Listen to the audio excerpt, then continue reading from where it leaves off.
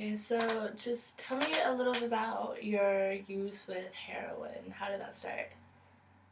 Well, before heroin, it was your party drugs like Molly and ecstasy and acid and things like that. And that was at first just something to do at parties, but then it turned into something to do when you were sad.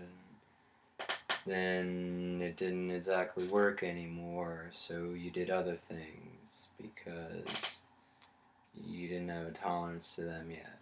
And then you did other things, and then pretty soon there isn't much left. So, So, how would you say this has affected like your family? Have you talked to them about your drug use? well, my mom still doesn't know, and my dad still doesn't know. But I've told my brother. Um, I don't see him very much, but I mean, obviously he's really broken up about it. Yeah. And then, like I said earlier, with like my roommates, and affecting. I don't know, it's been negatively affecting them. But as far as my family, we don't speak much. So you'd say you're not very close with your family. Mm-mm. Has that ever bothered you? Not. I mean, you don't really miss what you never had, but like, I mean, there are times when I would have liked some more help where I didn't get it, but I mean, it's pretty much learn to do without. Yeah, yeah. When I was growing up, I went through sort of the same thing with my family.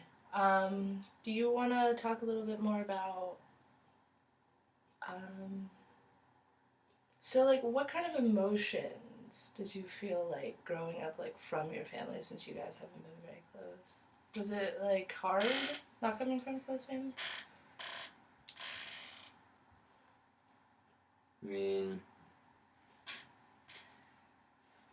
I mean, yeah. A lot of the time, like, I wasn't always the best at making friends, so to go to school and not really fit in, and to go to home and not really feel like you fit in is hard. Yeah. But I don't know, like isolated, felt forgotten, just lonely. So, do you feel that because of, like, those emotions that you were having, like, is that kind of why you turned maybe using drugs? Like a coping mechanism, maybe? Yeah, definitely. I feel like because of that experience growing up and just how home life was then, I maybe never really learned the right way to deal with things, and that was an easy way, and it worked, at least for the time being. Have you ever came up with like maybe different ways to cope with stress? Maybe healthier ways? Like any different way, maybe? Like what? Um, well, for instance, I mean, this doesn't work for everybody, but you could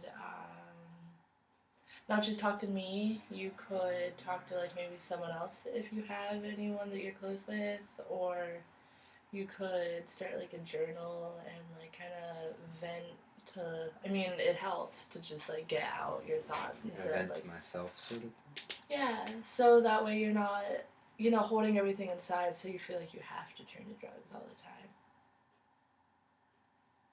I see what you're saying. Yeah.